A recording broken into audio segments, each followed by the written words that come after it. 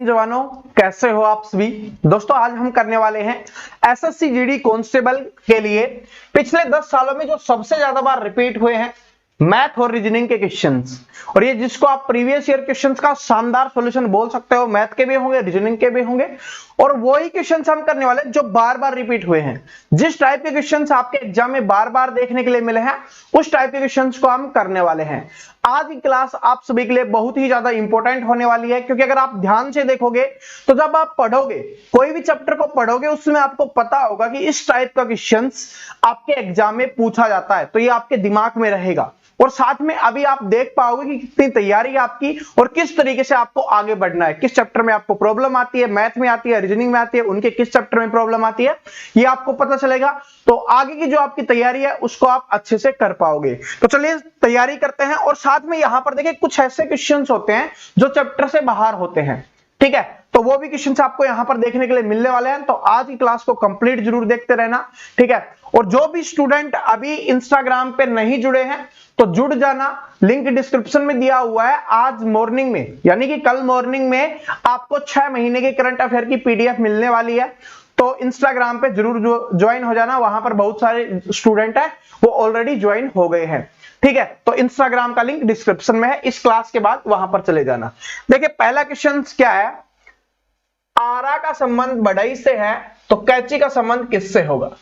इस टाइप का क्वेश्चन एक है वो आपका फिक्स एग्जाम में पूछा जाता है, और ये हर शिफ्ट में आपसे पूछा जाएगा। क्या है कि आरा का संबंध बढ़ई से है तो कैंची का संबंध किससे होगा, ये हमें बताना है। तो आरा जानते हो ना, बढ़ई मतलब कि जो फर्नीचर का काम करता है तो उसके काम आता है आरा, वो यूज करता है। कैंची कौन यूज करता है, कैंची, अब जो कैंची किस काम आती है, कपड़े काटने के लिए, ठीक है, उसकी बात हो रही है। वैसे तो कैंची आप जानते हो कि काफी जगह यूज करते हैं, ठीक है। तो आज के टाइम में तो सब्जी काटने में भी कैंची यूज करते हैं, काफी जगह पे देखा होगा।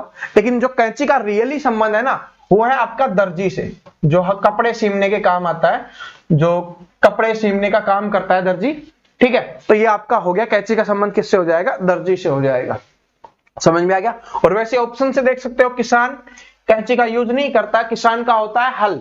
जो उसकी पहचान है उसकी बात हो रही है, यूज तो सभी कर लेते हैं, लेकिन जिसकी पहचान है, किसान की पहचान किससे है, हल से है। उसी तरीके से पेंटर की पहचान किससे है, ब्रश से है, ठीक है, जिसको रंगसाज भी बोल दिया जाता है। कलाकार की संबंध किससे है, पहचान उसकी कलाकृति से, उसके आर्ट से है। तो यही है कि दर्जी का संबंध किससे हो जाएगा, कैंची से। एक क्वेश्चन फिक्स है इस टाइप का। आगे देखिए क्या है कि 5 का संबंध 30 से है तो 7 का संबंध किससे होगा। और दोस्तों ये सारे के सारे क्वेश्चन है मैंने प्रीवियस ईयर पेपर से ही उठाए हैं, ऐसा नहीं है कोई भी क्वेश्चन मैंने अपने मन से दिया है, सारे के सारे प्रीवियस ईयर पेपर के ही है। तो मोटिवेट होकर आज की क्लास को लगाते रहना, आंसर कमेंट करते रहना सभी स्टूडेंट।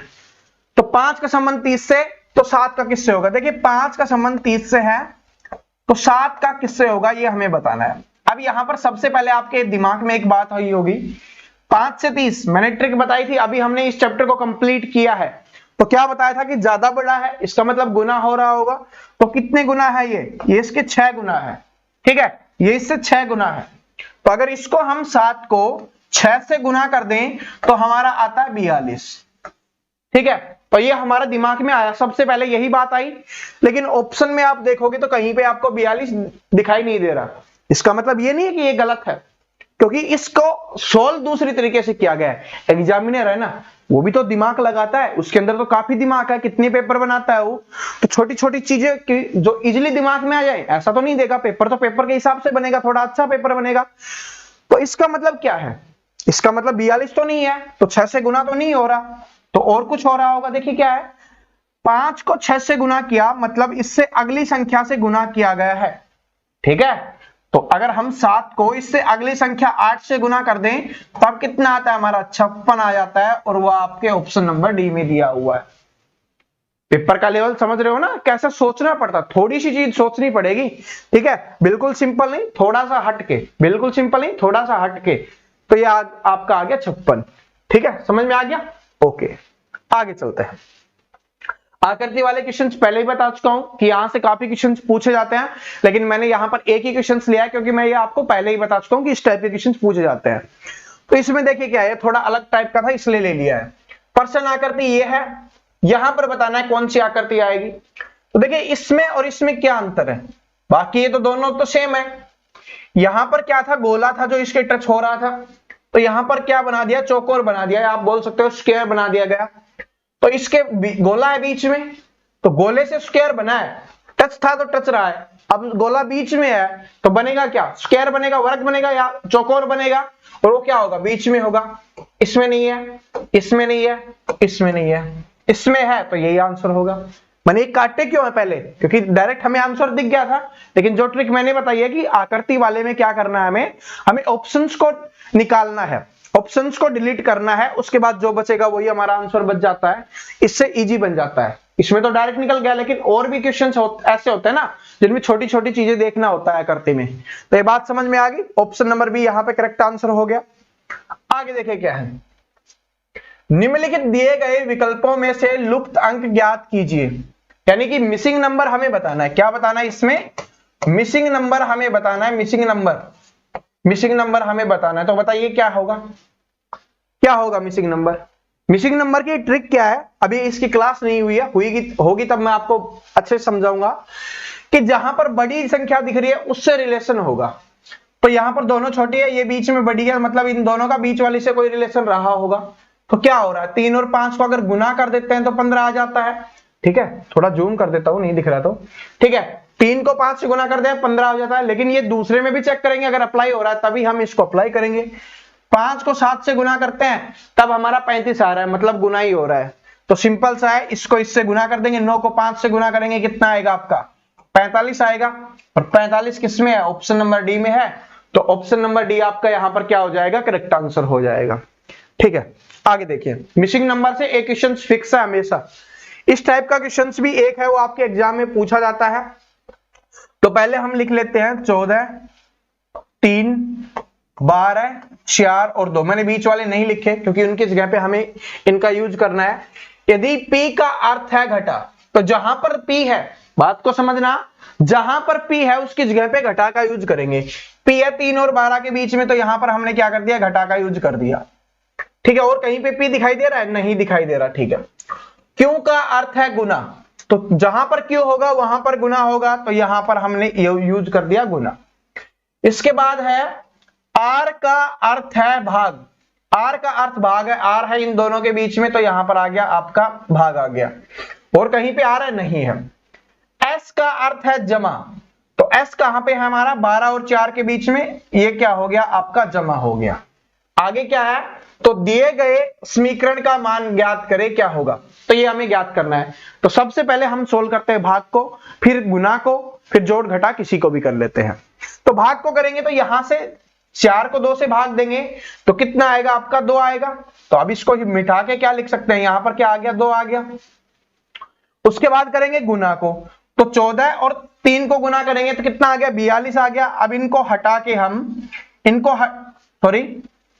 इनको हटा के हम क्या लिख सकते हैं, 42 लिख सकते हैं। तो यहां पर क्या लिख दिया हमने, 42 लिख दिया।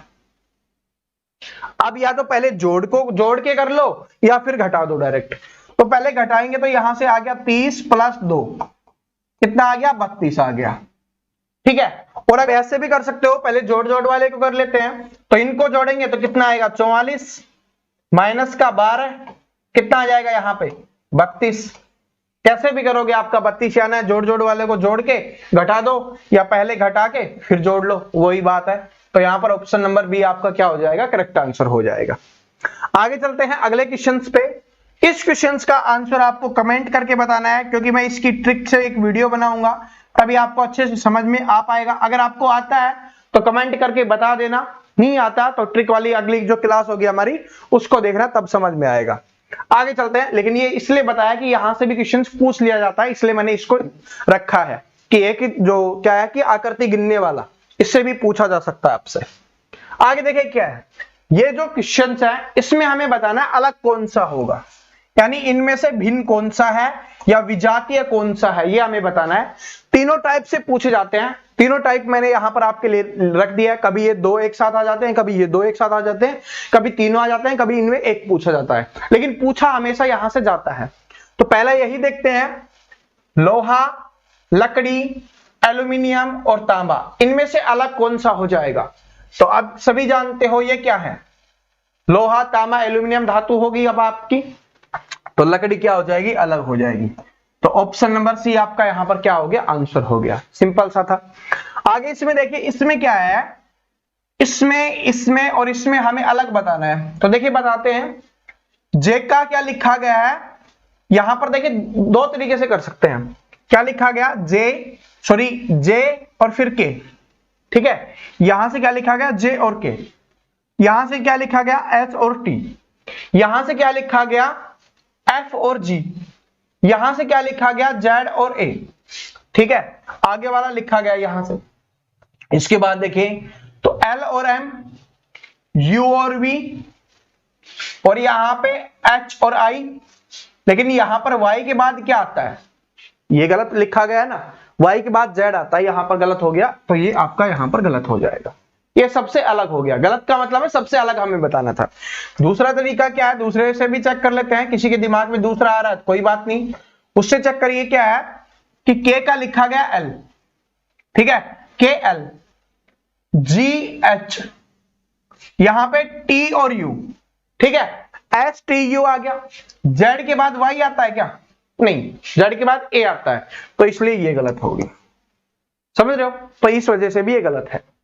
इसमें हमें चेक करना है कौन सा है, अलग है। इसमें देखेंगे 3 लाइनों से बना हुआ है, ये आपका 2 लाइनों से बना हुआ है, ये 2 लाइनों से बना हुआ है, ये 2 लाइनों से बना हुआ है। तो अलग कौन सा हो जाएगा, ये वाला। क्यों, क्योंकि ये 3 लाइनों से बना हुआ है, तो इस वजह से अलग है। तो ऑप्शन नंबर ए यहां पे करेक्ट आंसर हो गया, ठीक है। तो यहां से फिक्स है, 2 क्वेश्चन पूछे जाते हैं, कभी 3 पूछ लिया जाता है। ये वाला क्वेश्चन है, बड़ा सिंपल है, थोड़ा सा दिमाग लगाना होता है इसमें, थोड़ा सा दिमाग लगाना होता है कि बात किसके बारे में की गई है, ठीक है, उसको सबसे एंड में लिखना है, और बाकी तो इजी है। आप सभी जानते हो अपनी जो लाइफ है उसी से रिलेटेड पूछा जाता है इस टाइप का क्वेश्चन। क्या है कि विकल्पों में से कौन सा विकल्प नीचे दिए हुए का सार्थक क्रम दर्शाता है, ये हमें बताना है। सार्थक क्रम कौन सा दर्शाता है, ये हमें बताना है। तो देखिए क्या है, वाष्पीकरण, समुद्र, वर्षा और बादल। मतलब किसकी बात हो रही है, वर्षा की बात हो रही है।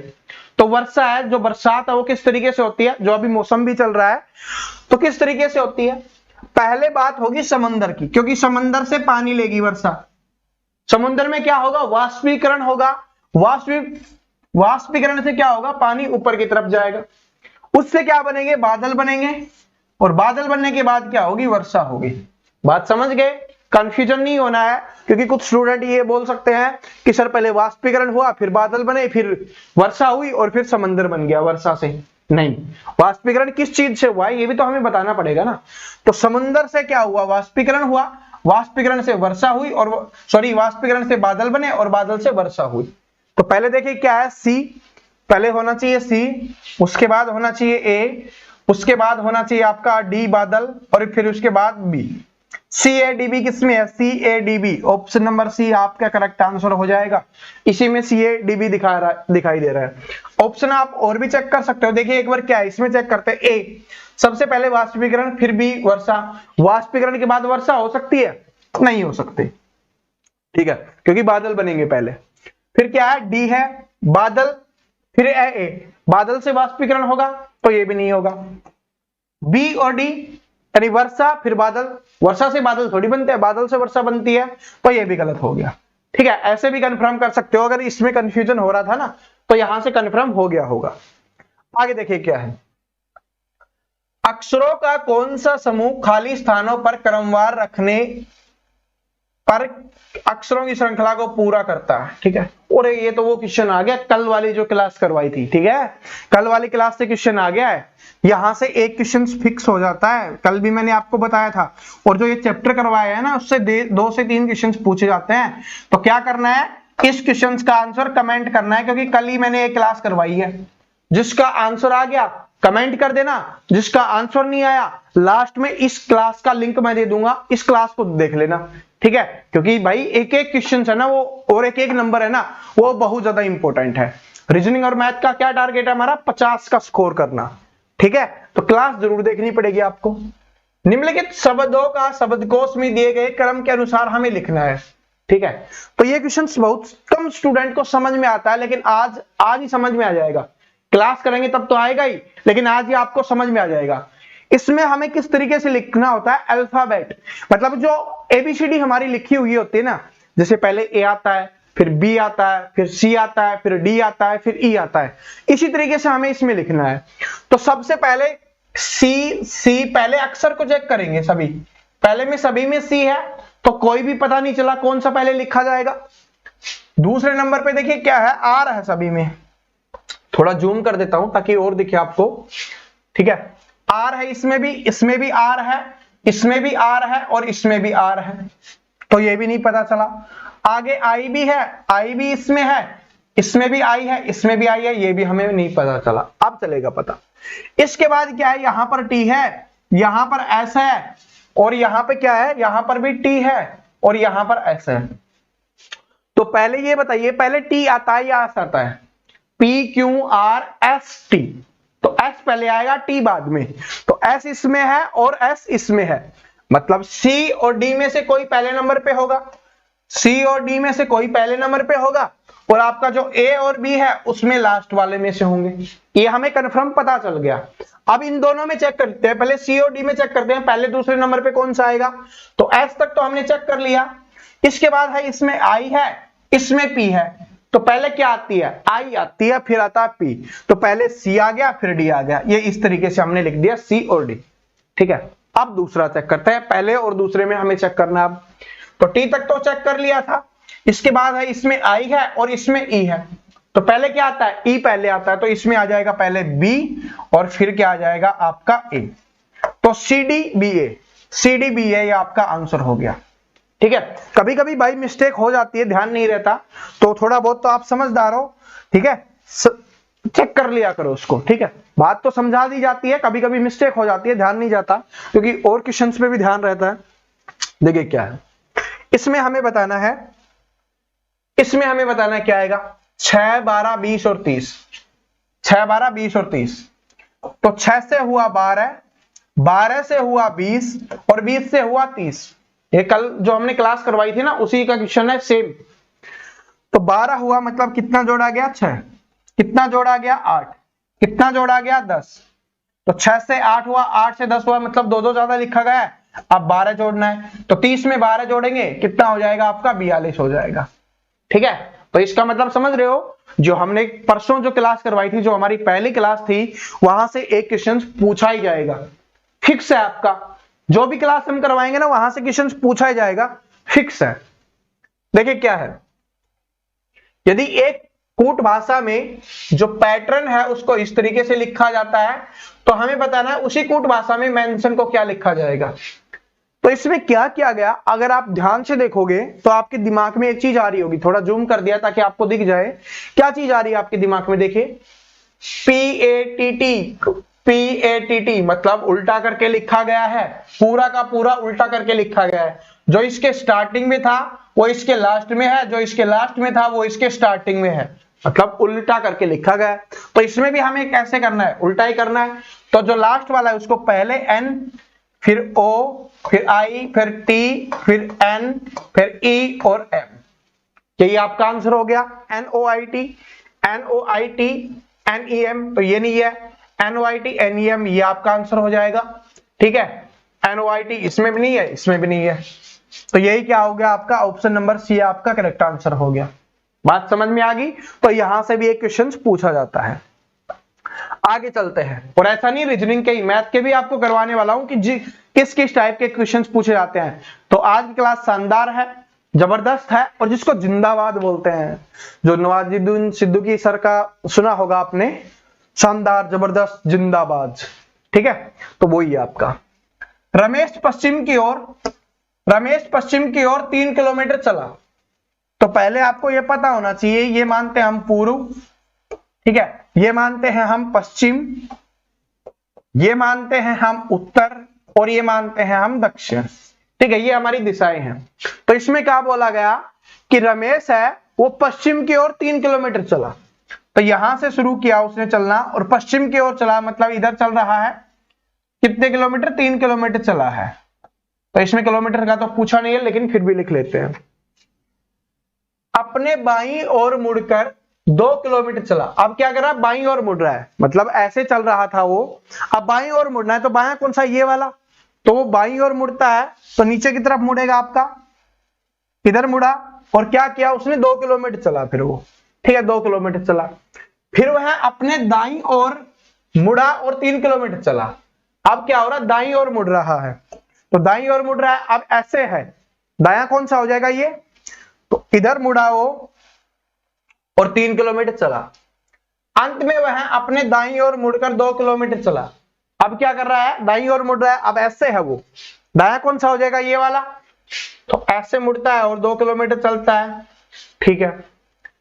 तो अब रमेश अपने प्रारंभिक स्थान से किस दिशा में है, तो रमेश कहां पर है, यहां पर है वो, ठीक है, और प्रारंभिक दिशा ये थी उसकी, तो कौन सी दिशा में है, ठीक है, कौन सी दिशा में, यहां से कौन सी दिशा है, ये वाली, तो ये वाली है आपकी पश्चिम दिशा, कौन सी दिशा में है, पश्चिम दिशा में है।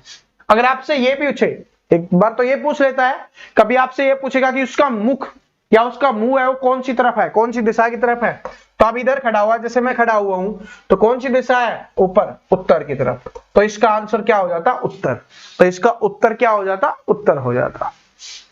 देखिए क्या है,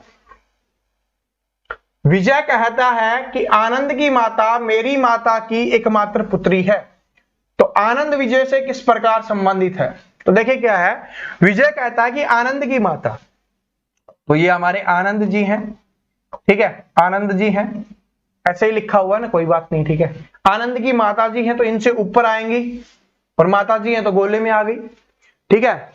आनंद की माता मेरी माता की, मेरी माता की, यहां पर विजय की बात हो रही है, विजय की माता की, विजय की माता की एकमात्र पुत्री है, तो ये जो विजय की माता है उनकी एकमात्र पुत्री है ये वाली, ठीक है। तो आपकी माता की एकमात्र पुत्री आपकी क्या होती है, बहन होती है। तो इसमें पूछा है कि आनंद है वो विजय से किस प्रकार संबंधित है, आनंद का संबंध पूछा है, आनंद, तो विजय क्या हो जाएगा, बहन, ये बहन हुई, बहन का लड़का क्या लगता है, भांजा, विजय क्या हो गया, मामा हो गया, ठीक है। आगे देखे क्या है, पी क्यू आर एस 4 मित्र हैं, लंबाई में पी क्यू से छोटा है लेकिन आर से लंबा है, तो जैसे जैसे बोला जाए हम उसी तरीके से इसको करते हुए चलेंगे। 4 मित्र हैं, लंबाई में पी है वो क्यू से छोटा है, तो पी किससे छोटा है, क्यू से छोटा है, तो क्यू हमने यहां पर लिख दिया कि क्या हो गया, क्यू से छोटा हो गया, लेकिन आर से लंबा है, पी है वो क्यू से छोटा है लेकिन आर से लंबा है, मतलब आर पी से छोटा हो गया। जो एस से छोटा है, ठीक है, क्या है कि लंबाई में पी है वो क्यू से छोटा है, पी है वो क्यू से छोटा है लेकिन आर से लंबा है, आर से लंबा है, ठीक है, जो एस से छोटा है, ठीक है, तो जो एस से छोटा है तो उन सभी में लंबाई में सबसे छोटा कौन है, तो एस से छोटा हो गया ये, तो सबसे छोटा पूछा है आपसे, तो सबसे छोटा कौन सा हो जाएगा आपका, आर ही हो जाएगा, क्योंकि सबसे छोटा क्या, आर है।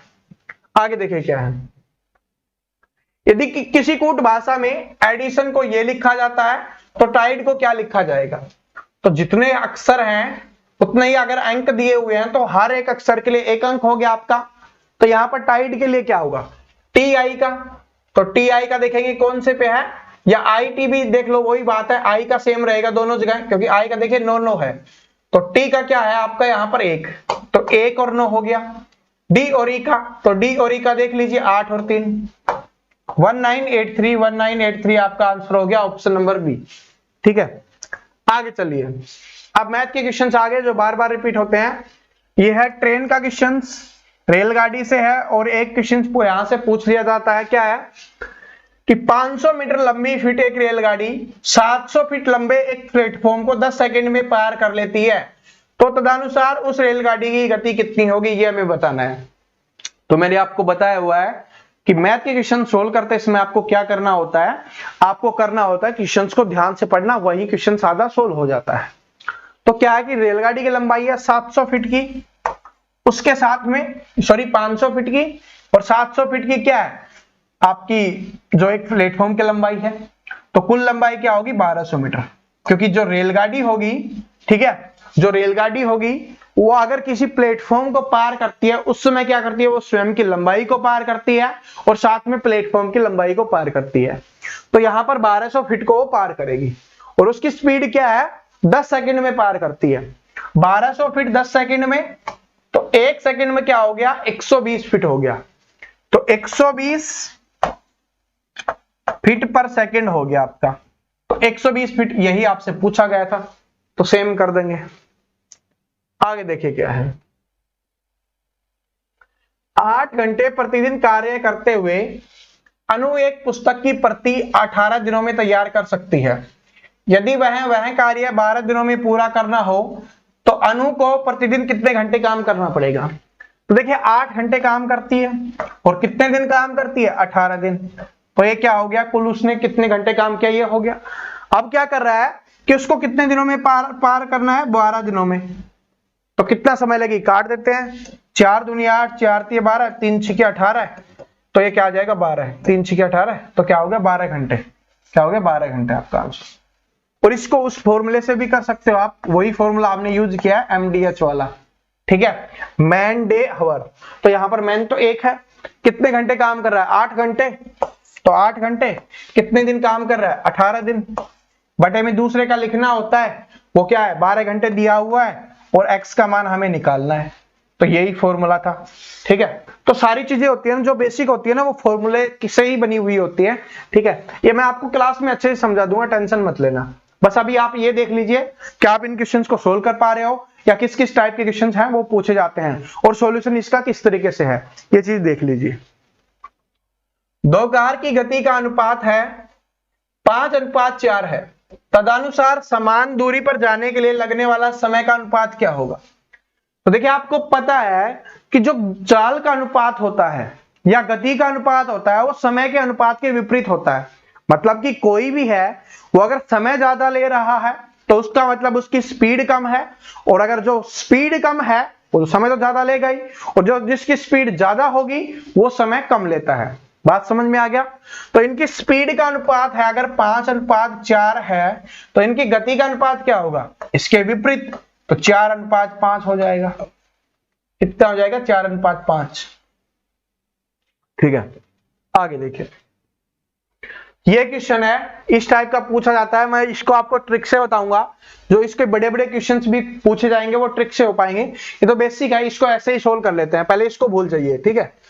वो भी बड़ा छोटा हो गया यार, इसको छोड़ देते हैं, इसको पहले सोल्व करना है। तो इसको सोल्व करेंगे, 1 + 1/5 है ये, तो कितना हो जाएगा, 5 × 5 और 1 6/5 हो गया। 6/5 अगर यहां पर है तो इसको उल्टा करेंगे, क्योंकि बटे के बटे में होता है वो ऊपर चला जाता है। तो क्या बन जाएगा, 1 + 5/6 बन गया आपका। तो क्या हो गया, 6 और 5 11/6, ऑप्शन नंबर 1। ठीक है, ये तो सिंपल सा था, लेकिन ये पहले पूछा गया था सिंपल सा। अब थोड़े अच्छे लेवल के पूछे जाते हैं, पेपर का लेवल थोड़ा इंक्रीज होता है ना, तो इसलिए मैं आपको एक बड़ी शानदार ट्रिक बताऊंगा, क्योंकि इसमें तो सिर्फ ये 2 था इसलिए हमने सोल्व कर लिया। उसमें क्या होता है, यहाँ पर 4-5 लिखी हुई होगी, तो इतना समय नहीं होता कि हम इनको इस तरीके से करें। आगे देखिए क्या है, 2 अभ्यर्थी P और Q के अंक हैं, वो 2:5 के अनुपात में है। यदि P का अंक 120 है तो Q का अंक क्या होगा। इजी से भी गिरा हुआ लेवल है ये, ठीक है, ये इजी से भी गिरा हुआ लेवल है। अगर इसको भी नहीं निकाल रहे हो ना, तो मतलब समझ रहे हो आपको बहुत ही ज्यादा मेहनत करने की आवश्यकता है। तो फिर भी बता देता हूं आपको क्या है, P और Q के अंक है 2:5 के अनुपात में है। ये अनुपात से क्वेश्चन है आपका। P का अंक 120 है, मतलब कि 2 अनुपात बराबर है 120, 1 अनुपात बराबर कितना हो गया 60। तो हमसे पूछा है Q का कितना होगा, Q का कितना अनुपात है 5, 1 अनुपात बराबर 60 हो गया, 5 अनुपात बराबर क्या होगा। अब तक तो कमेंट सेक्शन में आपके आंसर आ जाने चाहिए थे, ठीक है, आ गया होगा आंसर। इसमें दिख रहा है ना आपको, कौन से ऑप्शन में दिख रहा है, कर दो कमेंट, ठीक है। इतना गुना तो कर लोगे, बता दिया है मैंने, वैसे हिंट मिल गई है, सभी स्टूडेंट ने कमेंट भी कर रहे हैं, चेक कर लो, ठीक है। 2 संख्याओं का लघुत्तम समावर्तक 520 है, उनका महत्तम समापवर्तक 4 है, तो उनमें से एक संख्या 52 हो तो दूसरी संख्या कितनी होगी, ये हमें बताना है। तो ये आपका एलसीएम एचसीएफ के चैप्टर से क्वेश्चन है, ये पूछा जाता है, ठीक है। तो इसका क्या फॉर्मूला होता है? इसका फॉर्मूला होता है HCF गुना LCM बराबर पहली संख्या गुना दूसरी संख्या। ठीक है, इनमें से एक चीज निकालनी होती है, यही पूछा जाता है। तो यहां पर HCF LCM दिया हुआ है। HCF कितना दिया हुआ है? 4। LCM कितना दिया हुआ? 520। एक संख्या कितनी दी हुई है? 52। दूसरी संख्या हमसे पूछी है। ठीक है, दूसरी संख्या क्या है? हमसे यहां पर पूछी है। तो 52 इसके नीचे आ जाएगा, तो काटेंगे 10 पे, और 10 चौके क्या हो गया? 40। तो दूसरी संख्या क्या आ जाएगी आपकी? 40 आ जाएगी। तो 40 इसका आंसर हो गया। ठीक है, तो ये क्वेश्चन पूछा जाता है। आगे देखिए क्या है, देख रहे हो थोड़ा सा अलग है। ठीक है, ये थोड़ी चैप्टर से बाहर चले जाते हैं। ठीक है तो ये चैप्टर ही, मैं इसको एक चैप्टर के रूप में ही करवाऊंगा, क्योंकि यहां से 2 क्वेश्चन भी पूछ लिए जाते हैं आपसे। तो देखिए क्या है कि √64 माइनस √36 किसके बराबर है? ठीक है, तो ये कितने का होता है? 64 कितने का होता है? 8 का। माइनस में 36 किसका होता है? 6 का। तो क्या हो गया? आपका आंसर 2 हो गया। तो ये पहले क्वेश्चन पूछा जाता है थोड़ा इजी। अब थोड़े इसमें ही अच्छे लेवल के पूछे जाते हैं, स्क्वायर में, वर्ग में।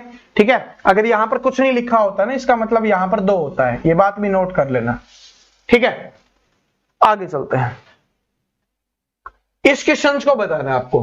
क्वेश्चन हार्ड लग रहा होगा, लेकिन जितना हार्ड लग रहा है उतना ही इजी है। क्या है कि 0.42 को अगर 100 से गुना करें, ठीक है, 100 की कितनी पावर से गुना करें कि वो 42 बन जाए? तो हमें k का मान निकालना है, जो इसकी पावर है ना उसका मान निकालना है।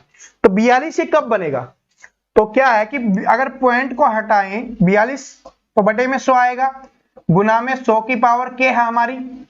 तो यहां से 100 से 100 कट रहा है, तो हमारा 42 आ गया। तो 42 आ गया, इसका मतलब क्या है कि 42 हमें लाना था। तो k की पावर क्या होगी आपकी? यहां पर 1 होगी, क्योंकि हमें 1 ही 100 चाहिए था। यहां पर k का मतलब है हमें यह बताना है कि यहां पर कितने 100 चाहिए किसको गुना करने पे 42 बन जाए। ठीक है, तो ये गुना 100 से ही बन गया, तो यानी 1। तो किसी की पावर 1 होती है, वो सेम नंबर रहता है, 100 की पावर 1 मतलब 100। ठीक है, तो ये आपका हो गया k बराबर 1। तो option number C correct answer हो जाएगा आपका, ऑप्शन 1 है। आगे चलिए। किसी वस्तु के अंकित मूल्य पर 24% की छूट दी जाती है, उसके बाद वह वस्तु 342 में बेच दी जाती है, तो उस वस्तु का अंकित मूल्य क्या होगा? आज ही मैंने प्रॉफिट लॉस पढ़ाया है। जो बेसिक क्लास थी वो आज हो चुकी है, और कल वाली क्लास में हम पूरे प्रॉफिट लॉस को पढ़ने वाले हैं, जितने भी टाइप के क्वेश्चंस पूछे जाते हैं। तो जिसने आज की क्लास नहीं देखी, देखना, और जिसने देखी है उसका कमेंट कर देना इसका, क्योंकि इतना इजी क्वेश्चन है। मैंने बहुत अच्छे लेवल के क्वेश्चंस आपके लिए करवा दिए हैं। तो ऐसा नहीं कि जो क्लास मैंने आज ही करवाई है उसका सॉल्यूशन भी मैं आपको करवाऊं, इसका मतलब आपने क्लास नहीं देखी, और देखी है तो आपका आंसर निकल जाएगा। ठीक है, ये क्वेश्चंस आपके लिए देता हूं, ऐसा नहीं कि मेरे लिए इनसे कोई इजी बन जाता है। बिल्कुल इजी है, मैं आपको इनको 1 सेकंड में करके दिखा सकता हूं। ठीक है, 2 सेकंड लग जाएंगे ज्यादा से ज्यादा। फिर क्या है आपका, जब आप मेहनत नहीं करोगे ना, जब आपका पेन नहीं चलेगा, आपका दिमाग नहीं चलेगा, तो क्या फायदा? मेरे दिमाग चलने से कुछ नहीं होगा, आपका दिमाग चलना चाहिए। और आपके दिमाग का तब पता चलेगा जब आप आंसर निकालोगे। ऐसा नहीं कि नहीं आ रहा कोई बात नहीं, गलत आ रहा है कोई बात नहीं, ट्राई करना जरूरी है। क्योंकि बोला जाता है मैदान में हारता ही वही है जो चलता नहीं, चलने की कोशिश नहीं करता। अगर मैदान में उतरोगे ही नहीं तो कैसे पता चलेगा कि आप जीत पाओगे या नहीं जीत पाओगे? बात समझ रहे हो? तो इस क्वेश्चन को सोल्व करने की कोशिश करना, तभी आपको पता चलेगा कि आज की क्लास में आपने सीखा वो आपके काम आया या नहीं आया। और ये तो स्पेशली प्रॉफिट लॉस का है, तो आपको पता चलना चाहिए आज की क्लास से आपको प्रॉफिट हुआ है या आपका लॉस हुआ है। ठीक है, क्योंकि मैं पढ़ा रहा हूं ना, तो तभी मैं बोलता हूं, क्योंकि मैंने अच्छे से पढ़ाया है और मुझे पता है जिस स्टूडेंट ने पढ़ा है वो इसका आंसर निकालेगा। तो आपको पढ़ना पड़ेगा। जॉन एक राशि 10% वार्षिक साधारण ब्याज की दर से निवेश की, 4 वर्षों बाद वह राशि ब्याज सहित 770 हो जाती है, तो वह राशि कितनी है? ये हमें बताना है कि राशि कितनी थी। तो देखिए साधारण ब्याज है, सबसे पहले तो ब्याज देखना होता है कौन सा है, साधारण ब्याज है, सिंपल इंटरेस्ट है। 10% वार्षिक है, मतलब 1 साल में 10% का ब्याज मिल रहा है, तो 4 सालों में कितने प्रतिशत का ब्याज मिलेगा? 40% का। राशि 100% थी, 40% का ब्याज मिल गया, तो कुल राशि कितनी होगी? अब 140% हो गई, और 140% होके कितनी हो गई? 770 रुपए। पूछा क्या हमसे? वो राशि कितनी है, तो 1% का मान कितना हो जाएगा? इसके बटे में 140, और राशि अपने आप में कितने प्रतिशत होती है? 100%, तो 100% का मान निकालेंगे तो गुना में यहां पर 100 कर देंगे। 0 से 0 कैंसिल, 7 से काटा 2 पे, 7 से काटा 11 पे और इसको काटा 50 पे, कितना आ जाएगा 550। 50 को 11 से गुना करेंगे 550 कर सकते हो, 11 पंजे 55 और एक 0 लगानी है तो कितना हो जाएगा 550, ऑप्शन नंबर सी। ठीक है 550। आगे देखिए क्या है, सॉरी ये अभी किया था ना हमने। ठीक है, एक व्यक्ति एक वस्तु को 960 रुपए में बेचता है और 4% हानि सहता है, तदनुसार उसका क्रय मूल्य क्या था। प्रॉफिट एंड लॉस से 2 क्वेश्चंस पूछे जाते हैं। ठीक है, मोस्टली 2 ही पूछे गए हैं हर शिफ्ट में, कभी कभी एक पूछ लिया जाता है लेकिन मोस्टली 2 पूछे जाते हैं। तो पहला मैंने आंसर पूछा, इसका मैं सॉल्यूशन करवा देता हूं क्योंकि सभी के आंसर पूछना ठीक नहीं होता। एक व्यक्ति एक वस्तु 960 में बेचता है और 4% की हानि होती है। हानि हो रही है मतलब कितने में बेच रहा है, 100 में से उतनी हानि माइनस कर देंगे तो 4% कम करना है, मतलब 96% में उस वस्तु को बेचा है। ठीक है, 96% में बेचने पर कितने में बेच रहा है, 960 में। और बताना क्या क्रय मूल्य, तो क्रय मूल्य क्या होता है 100%, तो 100% का मान निकालेंगे तो इसके बटे में 96 आ गया और गुना में 100, 96 से 10 पे, और 100 को 10 से गुना करेंगे क्या आ जाएगा 1000। ऑप्शन नंबर ए आपका करेक्ट आंसर हो गया। ठीक है, सिंपल क्वेश्चन था ये भी, ज्यादा हार्ड नहीं आता इसलिए आपकी कट ऑफ ज्यादा जाती है। ठीक है, कुछ स्टूडेंट बोलते हैं ना सर इजी क्वेश्चंस जो प्रीवियस ईयर आप करवाते हो उनमें इजी हैं, क्लास में आप बहुत अच्छे लेवल के करवाते हो। तो हमने क्लास में इसलिए बहुत अच्छे लेवल के करवाते हैं कि पेपर कैसा भी आ जाए आप उसके लिए तैयार रहो। ठीक है, पेपर हार्ड आ गया तो आप उसमें कमजोर ना पड़ो, तो हम सभी लेवल के क्वेश्चंस आपको वहां पर करवाते हैं। पेपर आप प्रीवियस ईयर उठा के देखना यार। ठीक है, मैं आपको यहां पर करवा रहा हूं ना, बिल्कुल इजी क्वेश्चंस होते हैं। आपको लग रहा होगा सर ये तो बिल्कुल इजी है, ये तो बच्चे भी कर सकते हैं, बिल्कुल पेपर इसी लेवल का आता है, इसलिए कट ऑफ है ना वो आपकी 80+ जाती है, समझ रहे हो। तो यही है 1206 का 1/3 134 का कितना प्रतिशत है, प्रतिशत से इतना इजी क्वेश्चन है। तो 1206 का पहले 1/3 निकालते हैं, तो 1/3 कितना हो जाएगा इसका, 3 से करेंगे 3 चौके 12, 402 हो गया। हमें क्या बताना है कि 402 है वो 134 का कितना प्रतिशत है। काटेंगे कितने पे, 3 पे, 3 गुना 100 300 पर। यदि किसी गांव में स्त्रियों की संख्या पुरुषों की संख्या की 90% हो तो पुरुषों की संख्या स्त्रियों की संख्या की कितने प्रतिशत होगी, ये हमें बताना है। ठीक है, तो देखिए क्या है कि स्त्रियों की संख्या पुरुषों की संख्या की कितनी है 90%, मेल और फीमेल। तो मेल अगर 100 है तो फीमेल कितनी है 90% है, मतलब 90 है। ठीक है, और फिर क्या पूछा गया, तो पुरुषों की संख्या स्त्रियों की संख्या का कितना प्रतिशत है, मतलब कि जो 100 है आपका वो 90 का कितना प्रतिशत है, ये हमसे पूछा है, यही हमें बताना है। तो इससे 0 से 0 कट गया, कितना आ गया 1000/9। ये क्वेश्चन थोड़ा इंपॉर्टेंट है, इसमें कुछ समझने लायक है, देखना 1000/9 भाग देंगे कितने पे जाएगा, 9 एकम 9, फिर 9 एकम 9, फिर 9 एकम 9 और फिर 1/9। ठीक है, 9 एकम 9 1 बच गया, फिर 9 एकम 9 1 बच गया, फिर 9 एकम 9 1 बच गया और 1, और 999 और 100 1000/9 हो गया। ठीक है, अब यहां पर आपको 111 सही 1/9 ऑप्शन में नहीं दिखाई दे रहा, ना इसमें है, ना इसमें, ना इसमें, ना इसमें है, और ये प्रीवियस ईयर का पेपर है। अब कुछ स्टूडेंट तो क्या होंगे कि हम एसएससी से लड़ लेंगे कि यहां पर आपका आंसर नहीं मिल रहा, 111 सही 1/9 नहीं है, लेकिन मैथ में क्या होता है आपको लगभग बताना होता है कि अगर लगभग आ रहा है ना तो ठीक है, ठीक है लगभग आ रहा है, ठीक है। तो ये क्या है, इसका आंसर हो जाएगा 111%। प्रतिशत में क्या है लगभग चल जाता है, और कभी कभी पेपर में आपको लगभग भी लिख दिया जाता है, लगभग। ठीक है, ऐसे क्वेश्चंस में मोस्टली लिख ही दिया जाता है, वरना आपका आंसर यही सही होगा। ठीक है, तो इस बात से कंफ्यूज नहीं होना, क्योंकि मैंने आपको बताया कि प्रवीण कटारिया क्लासेस पर मैं आपको और एक वो छोटी से छोटी गलती बताऊंगा जो स्टूडेंट गलती करते हैं, पेपर में उनके नंबर कट जाते हैं, आते हुए क्वेश्चंस के भी नंबर उनके कट जाते हैं। ठीक है, तो यही होता है, और नॉर्मलाइजेशन में है ना इसी टाइप के क्वेश्चंस के नंबर बढ़ेंगे आपके, जो क्वेश्चंस कोई स्टूडेंट नहीं कर पाएगा उसके नंबर आपको ज्यादा मिलते हैं, बात समझ रहे हो। ठीक है, तो दोस्तों आज की जो है हमारी क्लास थी वो समाप्त हो गई है। तो आपको क्या करना है, सबसे पहले वेट करना, जाना नहीं है, वेट करना 1 सेकंड। तो पहले तो वीडियो को लाइक कर दीजिए जिसने नहीं किया, जिसने अभी तक चैनल को सब्सक्राइब नहीं कर रखा, चैनल को सब्सक्राइब करिए, जो नीचे लाल कलर का बटन दिख रहा है उस पर क्लिक करिए, साथ में नोटिफिकेशन बेल दबाइए ताकि जैसे भी क्लासेस डालें आपके पास पहुंच सके। साथ में आपको टाइमिंग बता देता हूं, क्लासेस को देखना ना भूले, क्योंकि बहुत सारे स्टूडेंट पहली बार देख रहे होंगे। सुबह 9 बजे आपकी रीजनिंग की क्लास आती है, ठीक है। टाइमिंग मैं आपको बता देता हूं, रीजनिंग की क्लास आती है 12 बजे, आपकी मैथ की क्लास आती है दोपहर में 12 बजे, आपकी 7 बजे कोई स्पेशल क्लास आती है जिस तरीके से आज प्रीवियस ईयर कर रहे हैं, या आपकी हिंदी की क्लास आपको देखने के लिए मिलेगी, या कोई स्पेशल क्लास होगी वो आपको देखने के लिए मिलती है, ठीक है। और आज ही जीके, जीएस और करंट अफेयर की 6 महीने की पीडीएफ है, वो इंस्टाग्राम पे अपडेट हो जाएगी कल मॉर्निंग में, तो उसको जरूर देख लेना, क्योंकि करंट अफेयर आपके लिए बहुत ज्यादा इंपॉर्टेंट है, नोट्स आपके लिए तैयार किए गए हैं। तो इंस्टाग्राम का लिंक है, तो जिसने इंस्टाग्राम पर ज्वाइन नहीं किया कर लेना, वहां पर बहुत सारी चीजें आपके लिए आती रहेंगी, ठीक है। तो थैंक यू सो मच, मिलते हैं अगली वीडियो में, अगली क्लास में। तब तक हंसते रहिए, मुस्कुराते रहिए और पढ़ते रहिए। सभी को बेस्ट ऑफ लक।